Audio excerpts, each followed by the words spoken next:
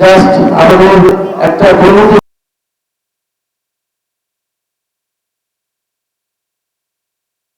আপনাকে এই এই এই টেবিল থেকে সেই টেবিল এবং প্রত্যেক ফাইল ফাইল উঠানোর জন্য আপনাকে প্রত্যেকটা টেবিলে ঘুষ দিতে হবে। আপনি একটা চাকরি দেবো, সেখানে আপনাকে ঘুষ দিতে হবে। আমরা চেয়েছিলাম একটা মেধাভিত্তিক সমাজ ব্যবস্থা, একটা ইনসাফভিত্তিক সমাজ ব্যবস্থা। ইনশাআল্লাহ আমরা আগামী পর্যায়ে যদি সুযোগ পাই, আপনারা যদি আমাদেরকে সমর্থনের সুযোগ দেন, আমরা সেই আমাদের আকাঙ্ক্ষিত নতুন বাংলাদেশ আমরা গড়ে তুলব, যেখানে চাকরির জন্য কাউকে ঘুষ দেওয়ার প্রয়োজন হবে না ইনশাআল্লাহ। আমরা বাংলাদেশের তরুণদের কর্মসংস্থান নিশ্চিত করবো, আমরা আমাদের মা বোনদের নিরাপত্তা নিশ্চিত করবো। আমরা আমাদের এই ঢাকা 11-তে একটা শক্তিশালী নিরাপত্তা নিশ্চিত করবো, যাতে করে এখানে আমাদের সকলের নিরাপত্তা নিশ্চিত হয়।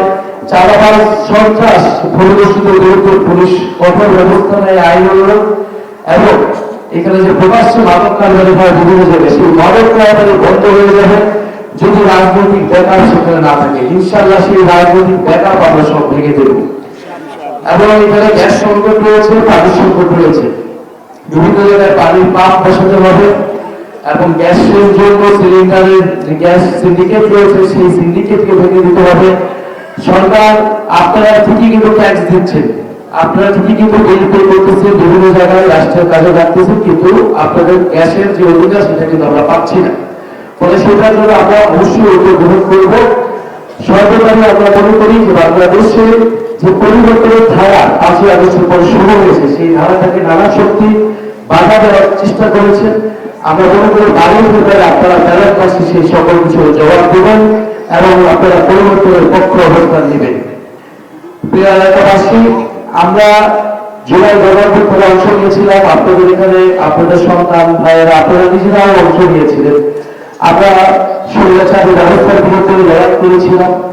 আমরা খুব একটা কথা খুব স্পষ্টভাবে বলেছিলাম যে আমাদের এই আন্দোলনটা শুধুই হাসিনার বিরুদ্ধে আন্দোলন না, শুধু একটা দলের বিরুদ্ধে আন্দোলন না, এই আন্দোলনটা একটা ব্যবস্থার বিরুদ্ধে, যে ব্যবস্থা প্রতিনিয়ত একটা একটা করে হাসিনা তৈরি করে, প্রতিনিয়ত স্বৈরাচার তৈরি করে। আমরা যদি এই ব্যবস্থার সংস্কার না করতে পারি, তাহলে আপনি সেখানে জাগিয়ে বসেন, সেই নতুন এক হাসিনা হয়ে উঠবে।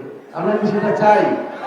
আমরা সেটা চাই না। আমরা চাই যে এক হাসিনা গিয়েছে, নতুন কেউ যাতে আবার হাসিনা হতে না পারে, নতুন কোন স্বৈরাচার যাতে কেউ হয়ে উঠতে না পারে। আমরা সেই লক্ষ্যেই 11টি দল কাজ করছি। আপনারা বাংলাদেশে নৌকা দেখেছেন, ধানের শীষ দেখেছেন, এবার যদি একটা নতুন দল, নতুন জোট এবং নতুন মার্কা শাপলা কলিকে আপনারা সুযোগ দেন, তরুণ প্রজন্মকে সুযোগ দেন, সৎ যোগ্য ব্যক্তিদেরকে যদি এবার আপনারা সুযোগ দেন, ইনশাআল্লাহ বাংলাদেশে পরিবর্তন হবে, পরিবর্তন সম্ভব। আপনারাই সেটা সম্ভব করতে পারবেন। আগামী 12 তারিখ আপনারা যদি ভোট কেন্দ্রে গিয়ে ভোট প্রদান করেন, আমরা আপনাদের অনুরোধ থাকবে যে এবারের সুযোগটা যাতে আমরা হাতছাড়া না করি। আমাদের ভাইয়েরা যারা জীবন দিয়েছেন, পরিবর্তনের স্বপ্ন নিয়ে জীবন দিয়েছেন, এবারে আপনাদের কাছে সেই সুযোগ এসেছে, আপনারা নিজেদের ভোট প্রদানের মাধ্যমে সেই পরিবর্তনের লক্ষ্যগুলো বাস্তবায়ন করবেন। 12 তারিখ শাপলাকলিকে ভোট দিয়ে এবং গণভোটে হ্যাঁ ভোট দিয়ে আপনারা সেই সংস্কারগুলো সাধন করার জন্য আমাদেরকে সুযোগ করে দেবেন। আমরা ইনশাআল্লাহ শরীফ ওসমান হাদি সহ যারা শহীদ হয়েছে সেই সকল শহীদদের হত্যাকারীর বিচার নিশ্চিত করব। আমরা জুলাই সহযোগী সংস্কার নিশ্চিত করব। আমরা বাংলাদেশের শিক্ষা, স্বাস্থ্য এবং কর্মসংস্থান, এই তিনটা আমাদের মেজর প্রায়োরিটি। এবং আমাদের প্রধান লক্ষ্য হচ্ছে দেশকে দুর্নীতিমুক্ত এবং চাঁদাবাজ মুক্ত দেশ হিসেবে গড়ে তোলা। ইনশাআল্লাহ আমরা এই ঢাকা 11তে আমরা জানি কারা চাঁদাবাজি করছে, কারা অনুপ্রবেশ করছে, কারা দোকানপাটে, কারা নতুন করে 5ই আগস্টের পরে চাঁদাগুলো শুরু করেছে। আমাদের কাছে সকল তথ্য আছে, আপনারা নিশ্চিত জানেন। আমরা শুধু 12 তারিখ পর্যন্ত অপেক্ষা করতে চাই। ইনশাআল্লাহ 12 তারিখে আমরা ব্যালট বিপ্লবের মাধ্যমে এই সকল চাঁদাবাজ ভূমিদস্যুদের বিরুদ্ধে আমরা জবাব দেব। আপনারা জানেন যে সবকিছু আপনাদের এখানে শিক্ষিত মানুষ, তরুণ প্রজন্ম শিক্ষিত, যারা ঋণ খেলাপিদেরকে নমিনেশন দিচ্ছে, যারা ভূমিদস্যু তাদেরকে নমিনেশন দিচ্ছে, যাদের বিদেশি নাগরিকত্ব রয়েছে, এক বা আরেক দেশে অলরেডি আছে, এই দেশে তাদের সন্তানরা পড়াশোনা করে না, করে বিদেশে, তারা বাংলাদেশের জনপ্রতিনিধিত্ব হতে চাচ্ছে। তারা নতুন করে আবার বাংলাদেশের একটা দুর্নীতিবাজ ভোটেরা ব্যবস্থা তৈরি করতে চাচ্ছে। কারা সংস্কারের বিরোধিতা করেছিল ঐক্যমত কমিশনে, আপনারা সবই তা দেখেছেন না? ইনশাআল্লাহ আপনারা সবকিছু দেখেছেন, বাংলাদেশের জনগণ দেখেছে। আমরা মনে করি 12 তারিখ সেটার রায় আসবে এবং একটা দল তারা নানা ধরনের প্রচারণা করছে। তারা একটা কথা বলছে যে নানা ধরনের যে গুপ্ত রাজনীতি, গুপ্ত কথা বলছে। আপনি দেখেন যে 16 বছর যত দমন পীড়ন নির্যাতন নিপীড়ন চলছে, মানুষকে নানা পরিচয়ে নানা আশ্রয়ে প্রশ্রয়ে তাকে থাকতে হয়েছে। মানুষ প্রকাশ নিজের মত প্রকাশটা সঠিকভাবে করতে পারে নাই। আমরা বিশ্ববিদ্যালয়ে ছিলাম, আমরা করতে পারিনি। ফলে মানুষ কিন্তু নানাভাবে তার মত প্রকাশের কথা বলেছে বা হয়তো নিজের পরিচয়টা দেয় নাই। কিন্তু যারা এই মজদুর হয়েছিল, যারা এই মত প্রকাশ করতে পারেন, তাদেরকে আজকে নানাভাবে হেয় করা হচ্ছে, হেয় প্রতিপন্ন করা হচ্ছে। অর্থাৎ কিন্তু যারা এটা করছে সেই দলের নেতা কিন্তু 16 বছর বিদেশি পলাতক ছিল, দেশে মুসলেকা দিয়ে বিদেশি তারা সে পালিয়ে গেছিল। কিন্তু আমরা কিন্তু তাকে অসম্মান করিনি। 5ই আগস্টের পরে আমরা বলছি আপনি দেশে আসেন, দেশের ছেলে দেশে এসে রাজনীতি করেন, জনগণের স্বার্থে মিলে রাজনীতি করে আসুন, দেশটাকে নতুন করে গড়ে তুলি। কিন্তু এই যে বারবার একটা কথা তিনি বলছেন, তিনি তো 16 বছর এই দেশের মাটিতে বসে ফাইট করেন নাই। ওনার মা আপসহীন নেত্রী কারাগারে মৃত্যুর মুখে পড়েও বাংলাদেশের জনগণের পক্ষে, দেশের সার্বভৌমত্বের পক্ষে লড়াই করেছিলেন। কিন্তু উনি কিন্তু বিদেশি ছিলেন। রাজনীতিবিদদের কখনো কখনো হয়তো এই অবস্থায় থাকতে হয়, নির্বাসিত থাকতে হয়। আমরা সেই জন্য কিন্তু তাকে কখনোই হেয় করি নাই। আমরা কখনো তাকে বলি নাই যে সে পলাতক ছিল, তার দেশে থাকা উচিত ছিল কি ছিল না। এটা বাংলাদেশের জনগণই ভালো জানে, বাংলাদেশের জনগণই সেটা বিচার করবে। এবং তিনি যে আসলে দেশে ছিলেন না, এর ফলটা কি হয়েছে, তিনি যে কতটা গর্বিত ছিল আপনারা তার বক্তব্যগুলো শুনলে বুঝতে পারবেন। তিনি চট্টগ্রামে গিয়ে বাণিজ্যিক নগরী ঘোষণা দিয়ে আসতেছেন, তিনি কুমিল্লায় ইপিজেড করে দিতেছেন, তিনি যশোরে চিনি কল পাট করে প্রতিষ্ঠা করে দিতেছেন, যেগুলো অলরেডি আছে। ফলে তিনি দেশে এসে বলেছিলেন সবকিছু অনেক চেঞ্জড।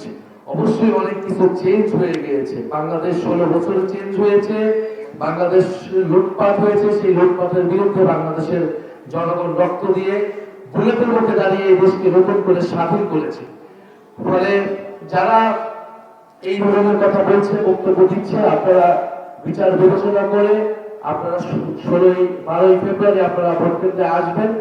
এবং আমরা আরেকটা কথা খুব স্পষ্টভাবে বলছি যে বাংলাদেশের জনগণ, বাংলাদেশের ছাত্ররা বারবার লড়াই করেছে, জীবন দিয়েছে স্বাধীনতার জন্য, ন্যায় বিচারের জন্য এবং সার্বভৌমত্বের জন্য। আমরা বলেছি বাংলাদেশে কারা সরকার গঠন করবে, কারা নির্বাচিত হবে, এটা কে ঠিক করবে? এটা বাংলাদেশের জনগণ ঠিক করবে, ভোটের মাধ্যমে ঠিক করবে। আমরা কোনো তাবেদার সরকার বাংলাদেশে দেখতে চাই। গত 16 বছর আমরা তাবেদার সরকার দেখেছি। বন্ধু রাষ্ট্রের সাথে আপোষ করে যারা বাংলাদেশকে বিক্রি করে দিয়েছে, আমরা তাদের সেই রাজনীতির পুনর্বাসন আবার বাংলাদেশের মাটিতে দেখতে চাই না। ফলে শরীফ ওসমান হাদি যে আজাদির কথা বলেছে, যে আজাদির স্বপ্ন আমাদের দেখিয়েছে, যে ইনসাফের স্বপ্ন আমাদের দেখিয়েছে, সেই ইনসাফ এবং আজাদির পথেই বাংলাদেশকে হাঁটতে হবে এবং আমরা সেই পথে ইনশাআল্লাহ যাব। 12ই ফেব্রুয়ারি আপনারা সেই পথেই রায় দিবেন। আরেকটি বিষয়, অত্র এলাকায় বিভিন্ন দল মতের বাসিন্দা রয়েছে। আমি শুধু একটা কথাই বলবো, আপনারা যোগ্য ব্যক্তিকে ভোট দেন এবং অবশ্যই ভোট কেন্দ্রে আসবেন না। আপনারা যে ভোট কেন্দ্রে আসবেন, যেই দলমতি হোক না কেন, আপনি ভোট কেন্দ্রে আসেন, প্রকৃত জনপ্রতিনিধিত্ব নিশ্চিত করেন, আপনার ভোটাধিকারকে রক্ষা করেন এবং এই অত্র এলাকার উন্নয়ন করবে, এই ধরনের প্রার্থীকে আপনি ভোট দেন। আমার থেকে যদি যোগ্য প্রার্থী অন্য কাউকে মনে হয়, আপনি তাকে ভোট দেন। আমি আপনার সেই ভোট যাতে জোট চুরি না করে, তার জন্য ভোট কেন্দ্র আমি নাহিদ ইসলাম পাহারা দিব। ফলে আমরা মানুষের ভোটাধিকারের পক্ষে আছি, ইনসাফ এবং আজাদির পক্ষে আছি। আর একটি কথা বলে শেষ করতে চাই, আমরা জবাবদিহিতার রাজনীতি নিশ্চিত করতে চাই বাংলাদেশে। 16 বছর কোনো জবাবদিহিতা ছিল না। যারা সরকারে যায়, দায়িত্বে যাওয়ার পরে তাদের নাগাল পাওয়া যায়, তাদেরকে খুঁজে পাওয়া যায়। আজকে আপনার কাছে এসে অনেকে বলবে আপনি এটা করে দেবো, সেটা করে দেবো, প্রতিশ্রুতি দেবো, কিন্তু আপনারা ভোটের পরে তাকে খুঁজে পাবেন না। আমরা মানুষের কাছে গেলে মানুষ এটাই বারবার বলতেছে যে ভোটের সময় আমাদের মনে পড়ে, এরপরে তো সারা বছর আমাদের কোনো খোঁজ থাকে না। তো আপনাদেরকে কথা দিয়ে দিতে চাই, আমি এলাকার সন্তান, আমার খোঁজ না পাওয়ার কোনো কারণ নাই, আমার কোনো দ্বৈত নাগরিকত্ব নাই, অন্য দেশে যাওয়ারও কোনো সুযোগ নাই, আর আমাকে কোনো অন্য দেশ আশ্রয় দিবে বলে মনে হয় না। এই দেশের মাটিতে আছি, এই এলাকায় আছি এবং আগামী যতদিন রাজনীতি করি এখান থেকেই নির্বাচন করবো, এখান থেকে রাজনীতি করবো। ফলে আপনাদের কাছে বারবারই আমাকে আসতে হবে ইনশাল্লাহ। এবারে শুধু আসবো এরকম না, হারিয়ে জিতে আপনাদের কাছেই থাকবো। আপনি প্রতি মাসে আপনাদেরকে নিয়ে সভা করবো, নাগরিক সভা, গণশুনানি করবো। আমাদের ডিজিটাল কমপ্লেইন বক্স থাকবে, এই প্রত্যেকটা ওয়ার্ডে আমাদের পার্মানেন্ট আমাদের অফিস থাকবে, যাতে নাগরিকদের সেই সুবিধা অসুবিধাগুলো আমরা কাজ করতে পারি। এবং আমি যে ওয়াদাগুলো করতেছি, এই ওয়াদাগুলো আমি প্রতি 2 মাস 3 মাস অন্তর অন্তর আপনাদের কাছে আমি এসে বলবো যে আপনাদের কাছে আমি এই ওয়াদাগুলো আমি পূরণ করছি এবং এই ওয়াদাগুলো আমি পূরণ করতে পারি নাই, এই কারণে পারি নাই। আমি মনে করি যে এইভাবে আমরা একটা জবাবদিহিতার রাজনীতি আমরা নিশ্চিত করতে পারবো। কারণ যিনি এমপি হচ্ছেন সে আপনার থেকে বড় কেউ না, আপনি তাকে এমপি বানাচ্ছেন, আপনার ভোটে সে কিন্তু এমপি হচ্ছে, সে মন্ত্রী হচ্ছে।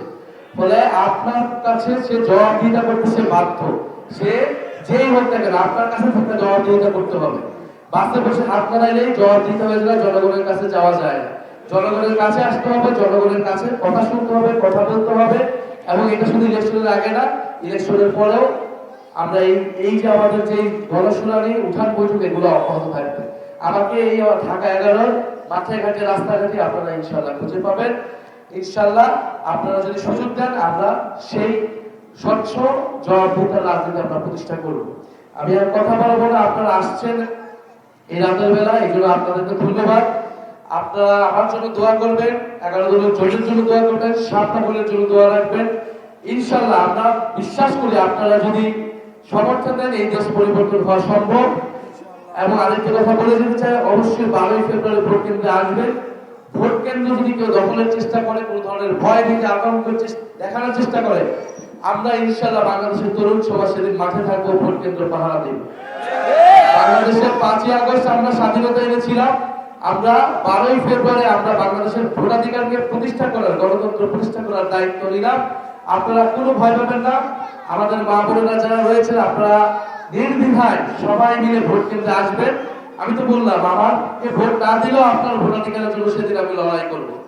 ফলে 12 ফেব্রুয়ারি আপনারা আসবেন তো ইনশাআল্লাহ? গণভোটে হ্যাঁ পক্ষে থাকবেন তো ইনশাআল্লাহ? সাপলাগড়ের পক্ষে থাকবেন তো ইনশাআল্লাহ? এই ঢাকা 11 কোনো মার্কা আছে? রামপুরা মার্কা কোনো মার্কা আছে? মালিবাগ চৌধুরী বলে কোনো মার্কা আছে? চাঁদাবাজ থেকে পরাজিত করবে কোনো মার্কা আছে? ভূমিত সুদে পরাজিত করবে কোনো মার্কা আছে? তো সেই মার্কা সবাই বলো হাতের তালে ঘুরে বলি জিতবে এবারে যাবে সংসদে, সংগ্রামে, সংস্কারে, রামপুরার, বাগদার, হাটারায় 11 দলের এনসিপি ইয়াফিক ভাইয়ের জিতবে এবারে যাবে বিজয় মালা ইনশাআল্লাহ, মাশাআল্লাহ, এবারে যাবে সংগ্রামে, সংস্কারে, 12 তারিখ সারাদিন, 12 তারিখ সারাদিন ইনকিলাব, ইনকিলাব। সম্মানিত উপস্থিতি, আমরা একটু মেহমানকে এখনই বিদায় দিতে হচ্ছে। আপনারা যদি বসেন, আমাদের রাফি আছে, এরপরে আজকে আমাদের প্রোগ্রামের সম্মানিত সভাপতি আছেন, ওনাদের কাছ থেকে আরো কিছু বক্তব্য একটু শোনা যাবে। আমরা অন্য আরেকটা প্রোগ্রাম থাকায় আমরা এখনই বিদায় নিচ্ছি। ভোট কেন্দ্র কি পাহারা দেওয়া যাবে? আমার ফ্রেম দিবেন মানিক ভাই, আমার ফ্রেম দিবেন। আপনারা থাকবেন তো ইনশাআল্লাহ? আরে মানিক ভাই শোনেন, ভাই প্রশ্ন করবেন নাকি? কোনো প্রশ্ন করবেন? এখন আর কিছু হবে নাকি সাক্ষাৎকার নেবেন? না না না, আমি লাইভে যাচ্ছি, টেলিভিশনে লাইভে যাচ্ছি। একটু স্ট্যান্ড, আচ্ছা আমি স্ট্যান্ড বাই থাকলাম।